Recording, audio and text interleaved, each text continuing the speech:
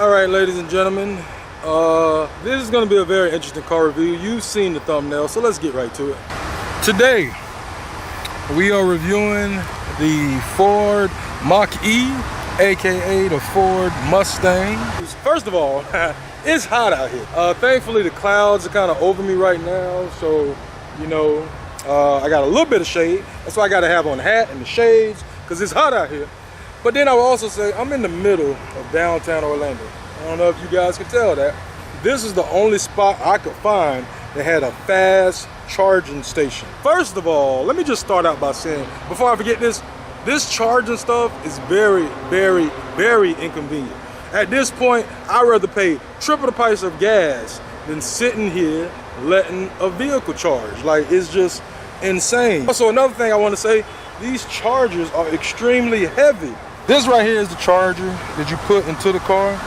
I mean, honestly, this is, you know, I'm a big man, 6'2", 290 pounds. This thing right here is one of the heaviest chargers, just the heaviest cord I have ever had to lift in my life. Like, if my grandma had this car, I personally don't think anybody over the age of 70 can actually charge these vehicles up. It's like, it's so hard for me to talk about the car because there's just these type of little things that's annoying. Also, look at this. I'm at this charging station. There ain't no type of shade, no type of covering. It's about the rain. There's no covering out here. And it's just, these are the type of things that make these electric vehicles just extremely inconvenient. The fact that I wasn't even going to do a review on this vehicle because there's a part of me that likes it, then there's a part of me that doesn't like it, so I didn't even think it was worth a review. But because I know it's going to take about 20 minutes for the car to charge, I don't know, while I'm sitting here doing nothing but letting this car charge, I might as well do a review. You know, and I'm sorry, I know I'm ranting, I know I'm going on and on, but this car is just, it's very, I've heard so many things about it, and there's a part of me that actually likes it. Like, it looks pretty good, it actually drives really good. Like, I couldn't believe how fast this thing was. Like, I mean, I don't know, I don't know. Obviously, because it ain't got like a regular motor and it's all magnets and electricity, so it's very fast. The acceleration is like incredible, but the car is just extremely, extremely inconvenient. And it's sad to think that this is the future. Like, these are the things we're going to be living with in the near future. One of the many things that pisses me off or makes me upset is the fact that you got to download an app in order to charge your car. You got to download an app on your phone. Even though this is just a rental, I still had to download the app in order to pay to charge the car. And the battery of this car is at 56%. Now, when I first got here and started recording this video, it was at, I think, 42%. So now it's at 57%, which is kind of cool. I think it just went up 1% as I was talking. So it's starting to charge. I started charging at 201, and you can already see it's 210. If I was at a gas station, I could just walk up to pump number 10, swipe my card, bada bing, bada boom, put my gas in, and maybe 3, 4, 5 minutes at the most, I can jump in and be ready to go. I'm trying to let this car charge up to 100%, and right now it's literally at 58%. And that's been about 10 minutes already. My God. Now, overall, it's a very beautiful car. I mean, I like the headlights. I even like the grille a little bit. You know, it's got the Mustang emblem on there, which I know a lot of you regular Mustang owners hate that. Now, the front of this car, because it's electric, it really doesn't have a grille because there's no need for, I guess, air to kind of get through there to cool down the motor. Grille, it has little openings down at the bottom. I'm not sure exactly what those are for, but there's no motor in there. So I'm gonna do something I normally don't do, and I'm gonna pop the hood of this vehicle. So the only reason I popped this hood is to basically show you there's nothing in there. Somebody stole my motor, and it's starting to rain, which I don't know if you guys know, but it started to rain. So this is only one of the many reasons why I feel like, hang on, let me take the shades off. This is one of the only many reasons why I feel like these electric vehicles they're gonna be a problem. They're gonna be a problem, especially for the American people. We We don't have time for this. We do not have time for this. Right now, the car is at 64%. And it's okay. It even tells me that it'll be at 80% at 2:30. Right now, it's 2:14, so I basically got another 15 minutes before this car is at 80%. I'm trying to get it up to 100%, but I don't know if that means that I don't have enough money on my account to actually take it to 100%. It started raining. So first things first, when I first got into this vehicle, I thought this was cool. Then I quickly realized there's no way to shut this. Like, if you don't like looking out the sky all the time, you kind of out of luck, because this vehicle right here, this thing right here does not close. There's no sheet, there's nothing. It stays open the whole time.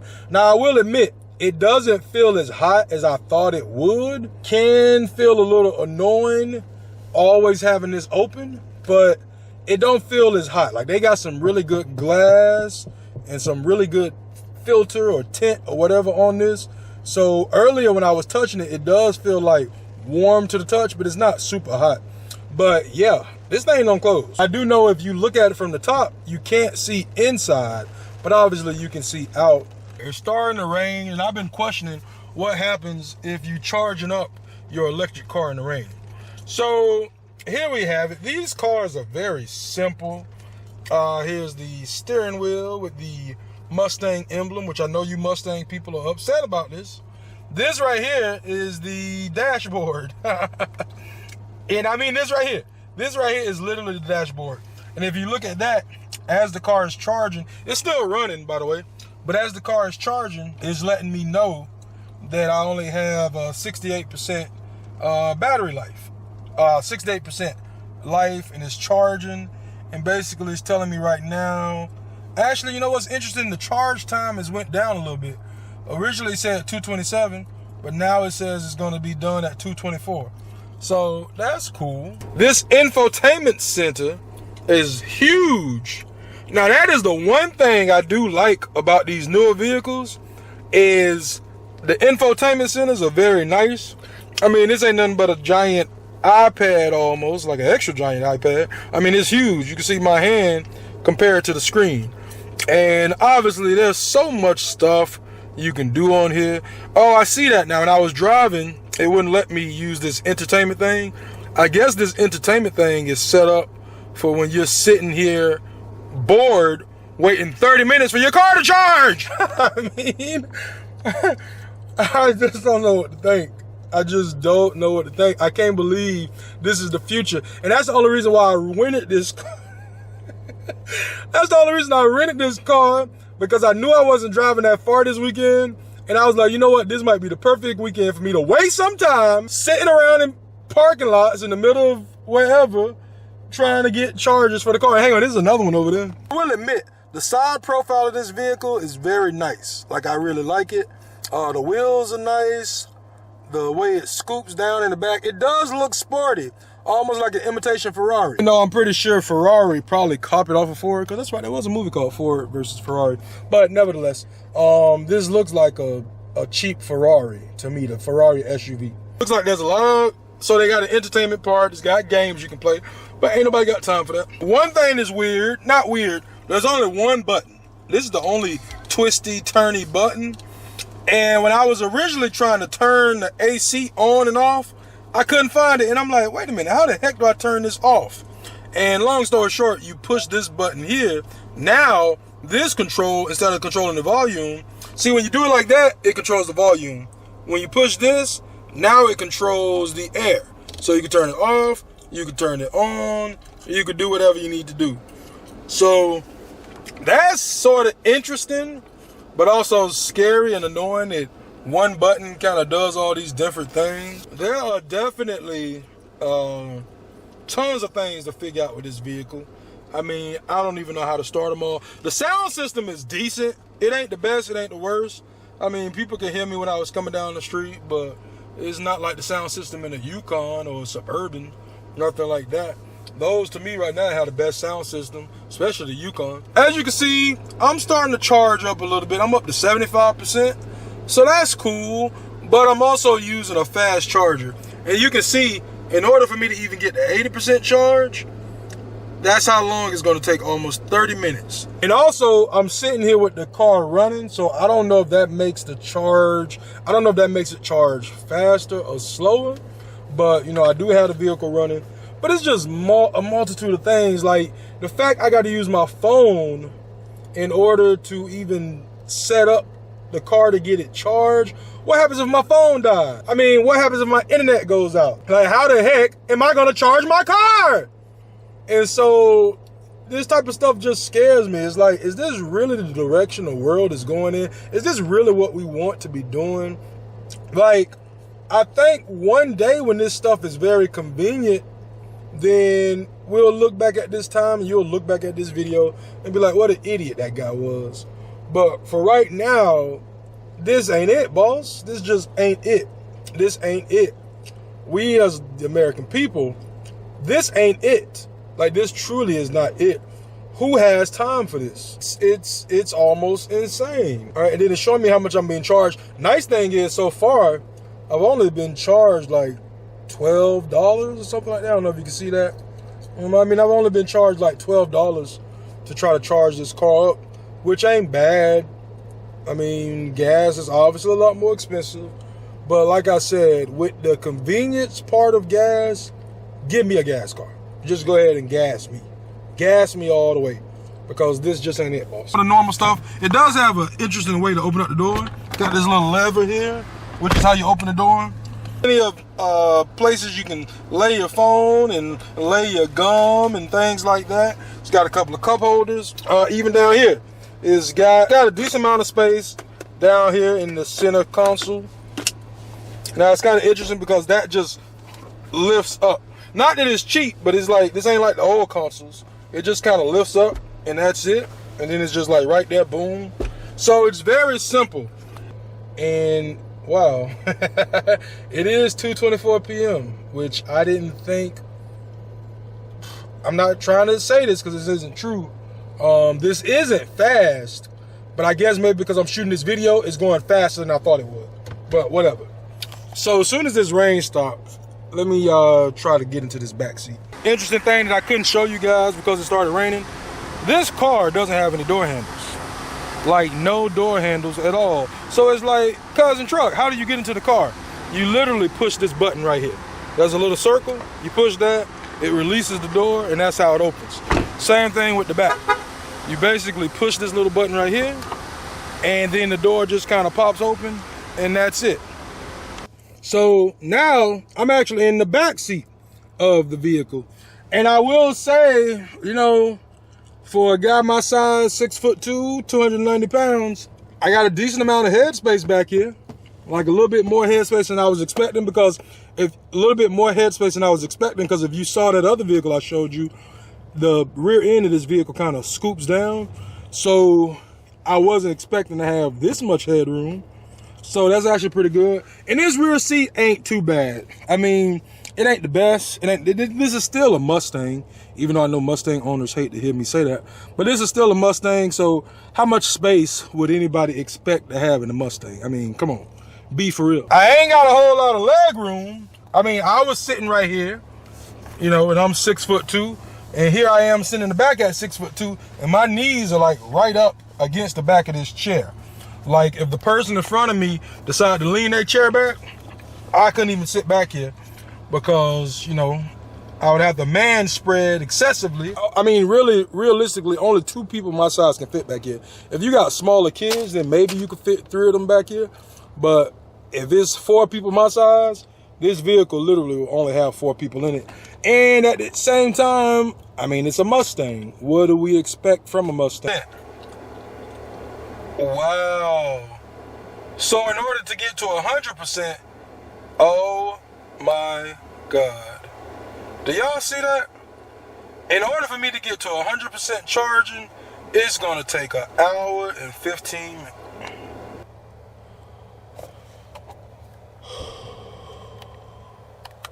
Let me zoom out.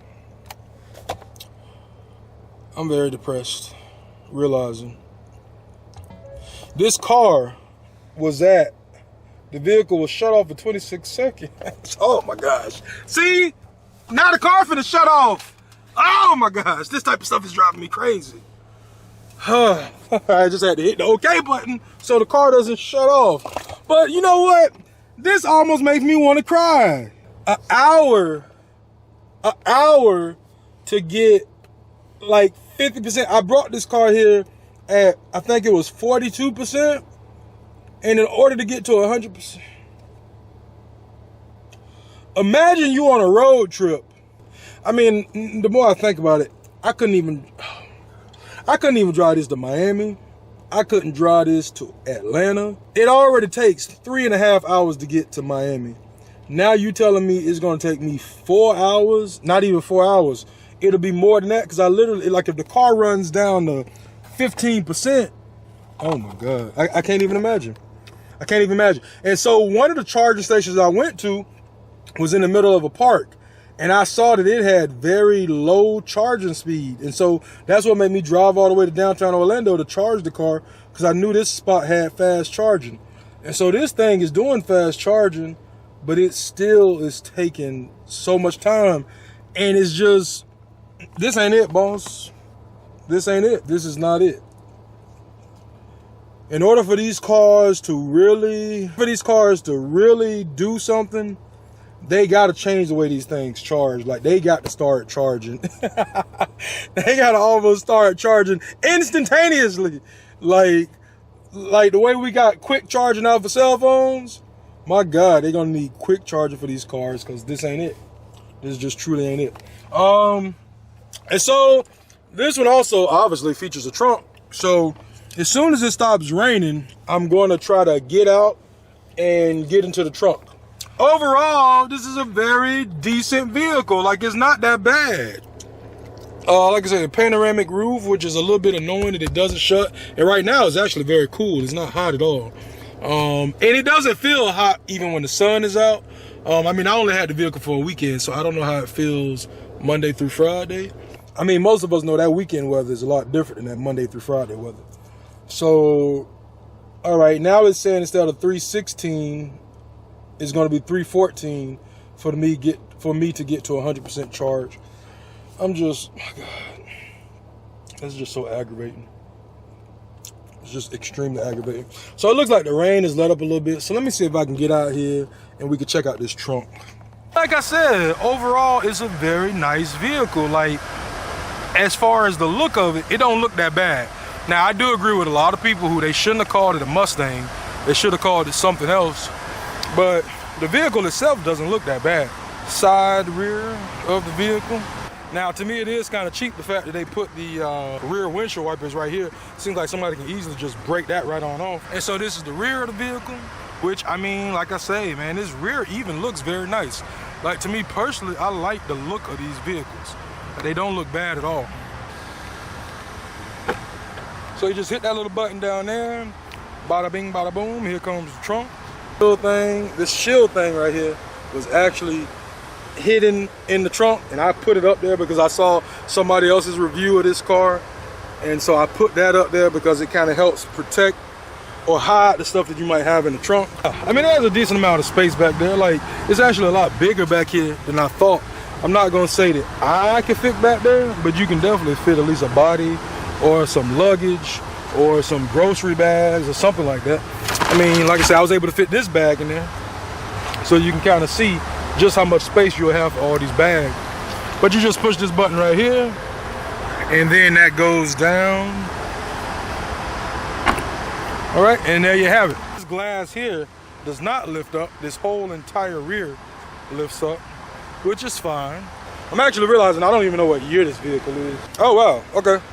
And actually, I was just looking at the manual and kind of found out this is actually a 2023 Ford Mach-E. I guess maybe we shouldn't call it a Mustang. Maybe we should just call it a Ford Mach-E. Right now, I'm still down here charging this vehicle up. If you look right here, it says it's charging.